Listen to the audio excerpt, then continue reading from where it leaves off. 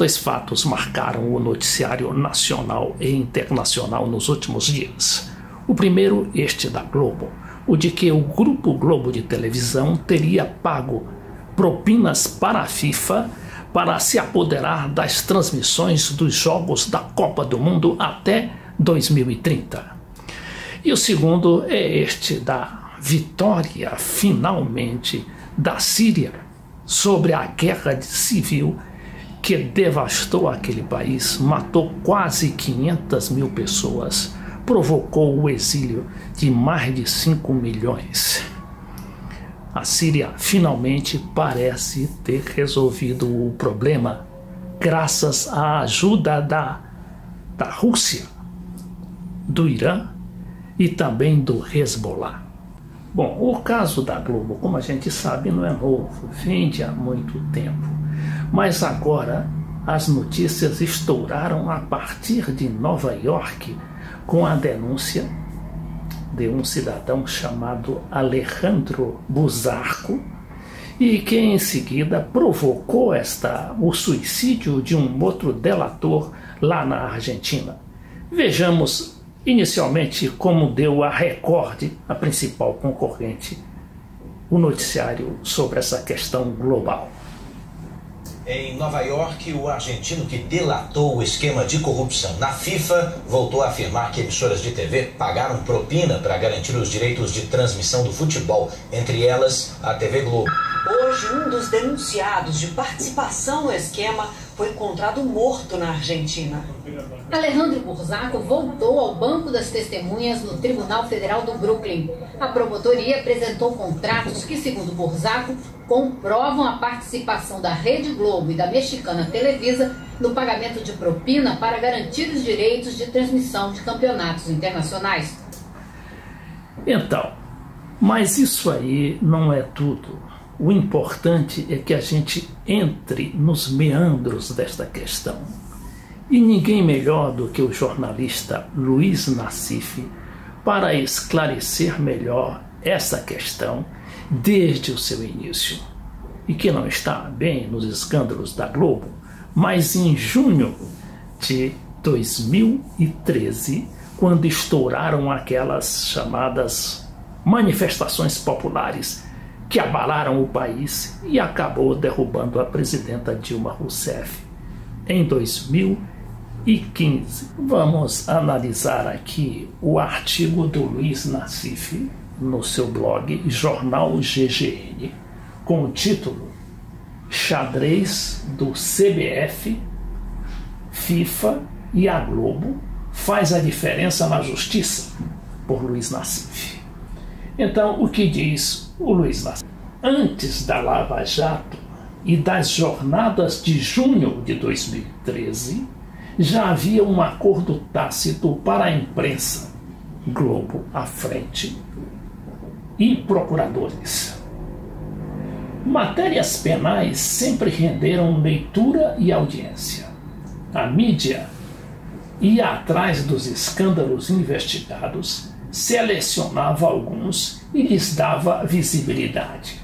Sua participação era duplamente vantajosa para o procurador contemplado, dando visibilidade ao processo, reduzia as resistências dos juízes e elevava o procurador, ainda que provisoriamente, ao status de celebridade.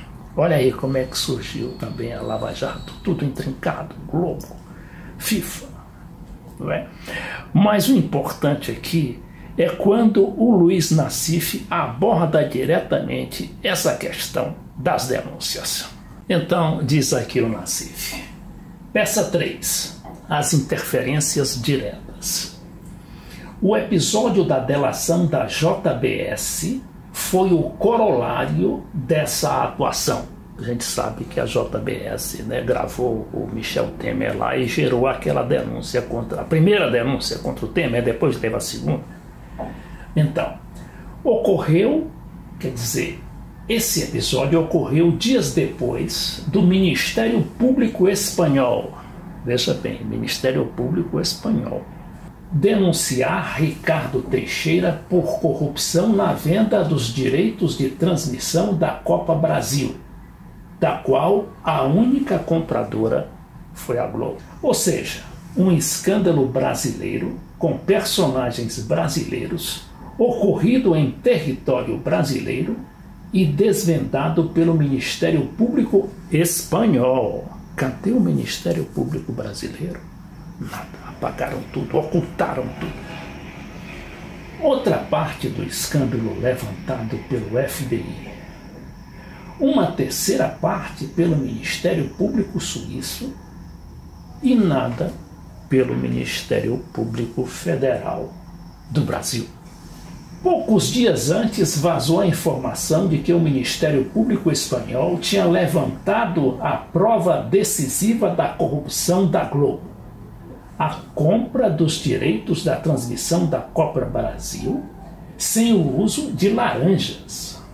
3 pessoas sabiam disso na Globo: João Roberto Marinho, Ali Camel e o vice-presidente de Relações Internacionais. Agora entra o Janot, Rodrigo Janot, na história. Diz o Nassif: a saída foi o pacto de sangue com o Procurador-Geral da República, o Rodrigo Janot, na época, dando endosso total à delação da JBS, levando a Globo a romper com a organização criminosa que ela levou ao poder, Temer e companhia. No mesmo dia da conversa, o material foi encaminhado para o colunista Lauro Jardim, aquele jornalista brilhante que deu aquele furo, mas não era bem exatamente isso. E à noite recebeu cobertura intensa e desorganizada, porque improvisada, do Jornal Nacional. A gente se lembra do jornal daquele dia. Quando teve início a campanha para a eleição da lista tríplice dos candidatos à PGR, a Globo atuou como cabo eleitoral explícito do Rodrigo Janot, sendo cúmplice em várias armações contra Raquel Dodge, como na reunião do Conselho Superior do Ministério Público, na qual Janot se baseou em interpretações falsas para acusar Dodge de pretender prejudicar a Lava Jato. E a manipulação foi endossada nas publicações da Globo. Diz mais o artigo do Luiz Nassif que o papel da Globo não foi apenas o de provedora inicial dos recursos distribuídos pelas diversas peças da engrenagem criminosa, lá da FIFA e da Copa. Foi fundamental também para a blindagem política de Ricardo Teixeira. Na CPI da Nike, em 2001, o Senado Federal levantou 13 imputações de crime a Teixeira. Nada resultou no âmbito do Ministério Público Federal. Houve outras CPIs, outras descobertas retumbantes, enterradas sob o silêncio do Ministério Público Federal e da mídia. Houve apenas um início de investigação que parou em uma juíza de primeira instância. E aí o Luiz Nassif faz a conclusão do seu longo artigo. Agora se chegou a hora da verdade em relação à Globo.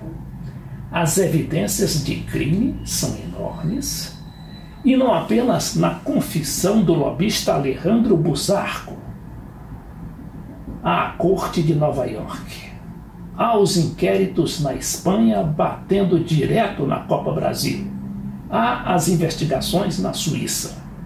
E há uma nova Procuradora-Geral da República, a senhora Raquel Dodge, no maior desafio que um PGR, ou seja, um Procurador-Geral da República, enfrentou, provavelmente desde a Constituição.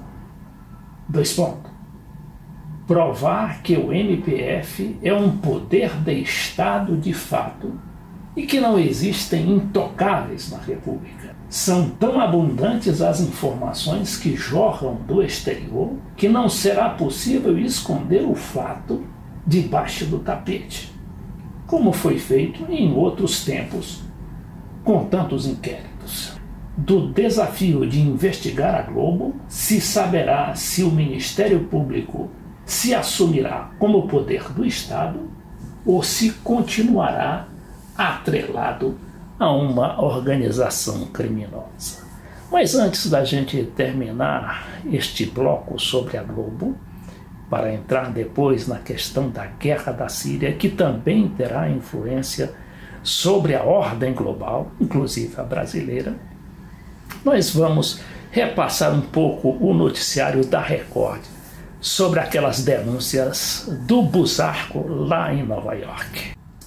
Os pagamentos ao presidente da Associação de Futebol da Argentina, Julio Grondona, chegariam a 15 milhões de dólares. O dinheiro asseguraria os direitos para transmitir as Copas de 2026 e 2030. E, de acordo com Burzako, a quantia foi depositada no banco Julius Baer, na Suíça.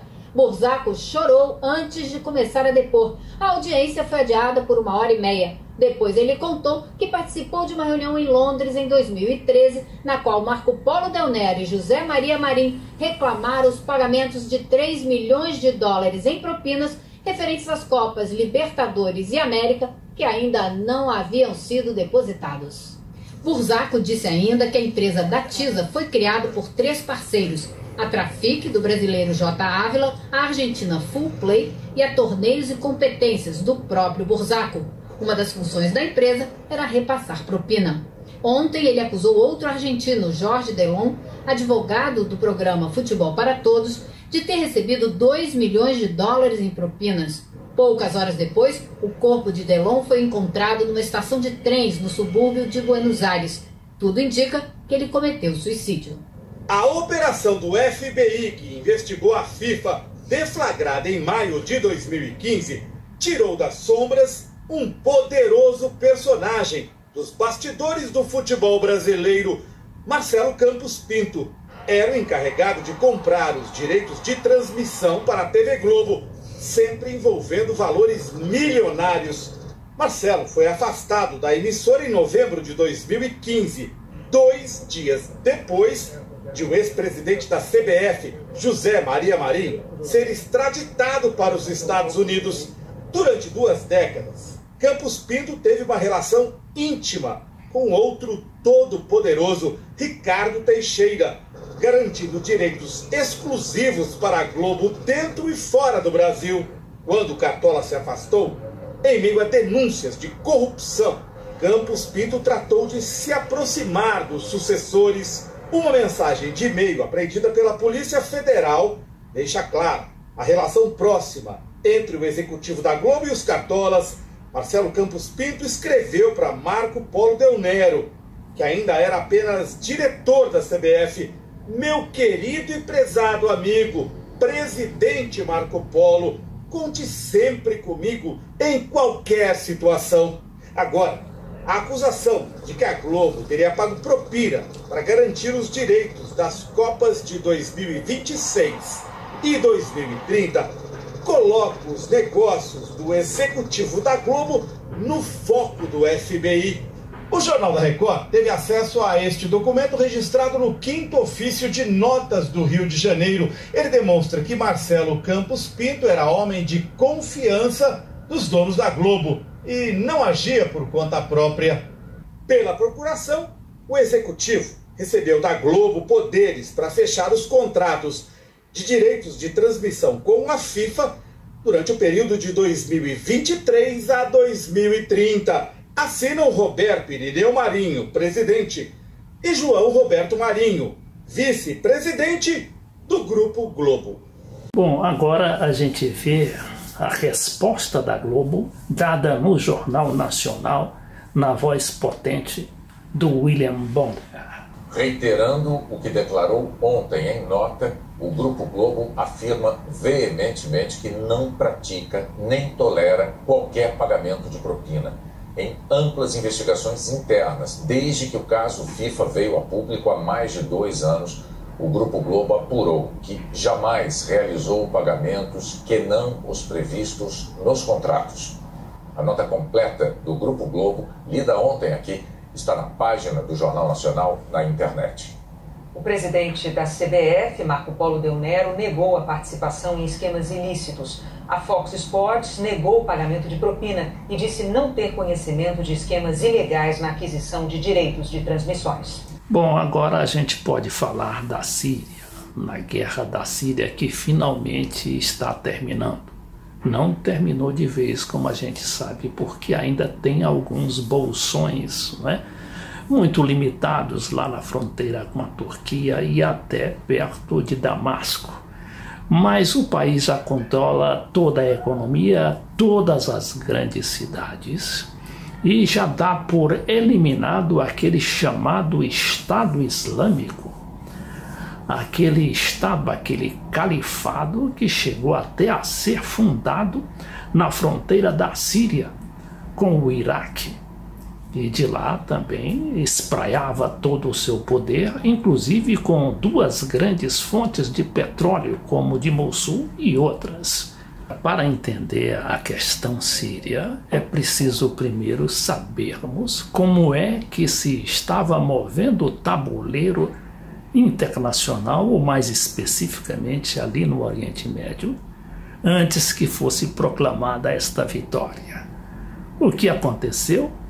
A Arábia Saudita, numa movida surpreendente, extraordinária, talvez pouco conhecida na história internacional, decidiu nada mais e nada menos do que sequestrar o primeiro-ministro do Líbano, que por acaso estava lá em Riad, na capital da Arábia Saudita.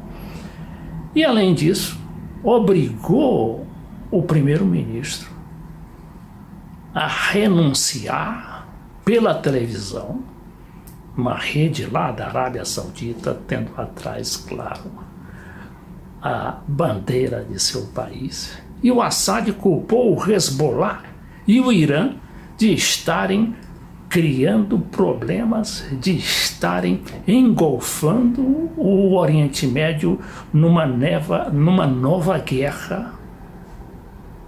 Ninguém acreditou, nem mesmo a França, do Macron, que saiu correndo atrás de resolver o problema, pelo menos diplomaticamente.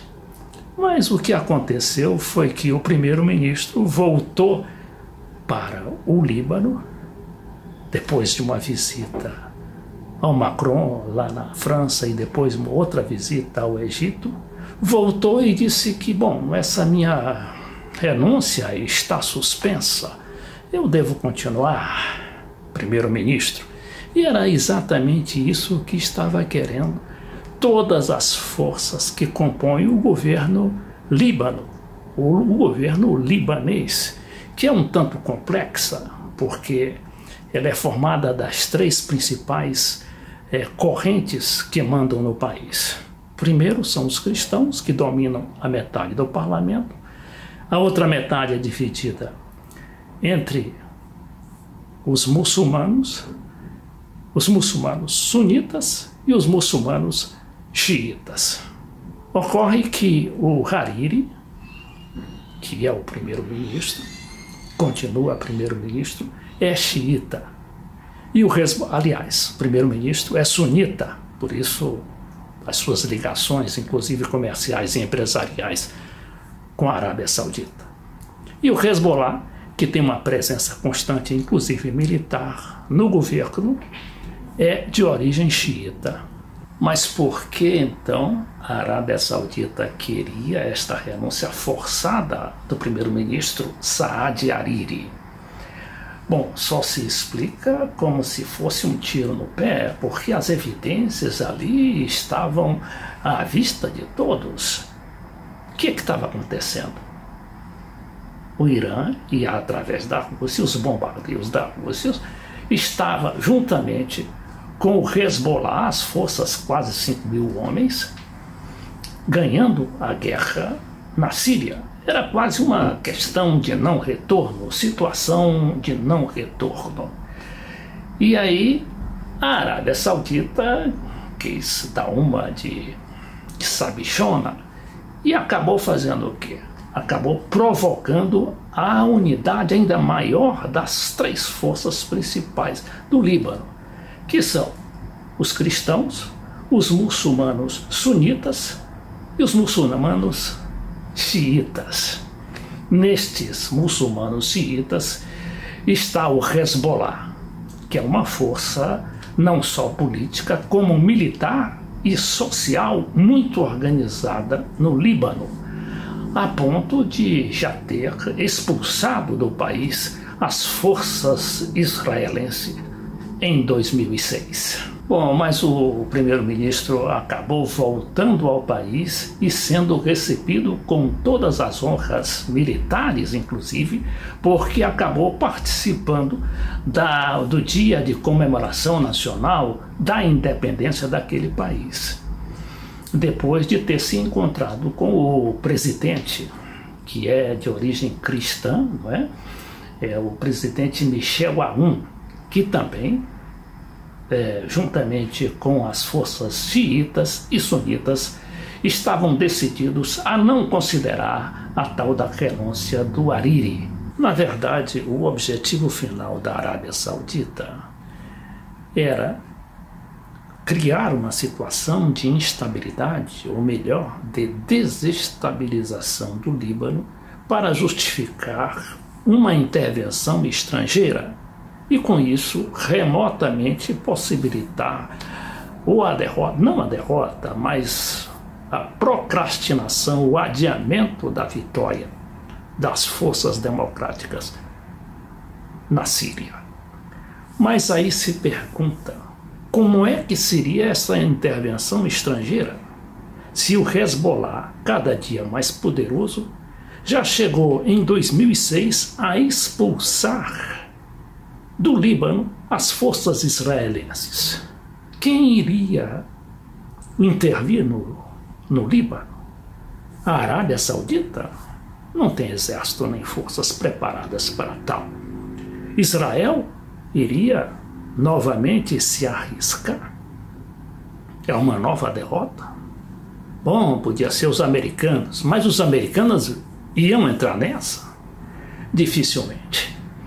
Bom, então é importante considerar a partir daí a força do Hezbollah, o que é esse grupo político paramilitar que atua no Líbano e também tem uma grande força estrangeira, quer dizer, pronta a intervir em qualquer situação.